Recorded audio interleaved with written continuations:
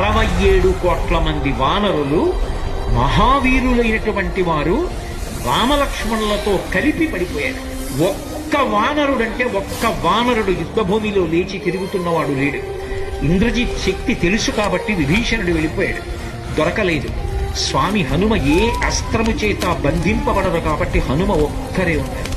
అందరిలో పెద్దవాడు, బ్రహ్మ యొక్క అంశలో వచ్చినవాడు జాంబవంతుడు నేల మీద పడిపోయి ఉన్నాడు.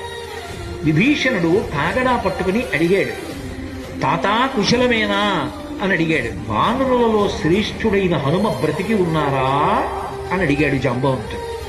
విభీషణుడు అన్నాడు, తాత నువ్వు అడగవలసినది రామలక్ష్మణులు కుశలముగా ఉన్నారా అని అడగాలి. హనుమ కుశలముగా ఉన్నారా అని అడిగారేం తాత అని అడిగారు.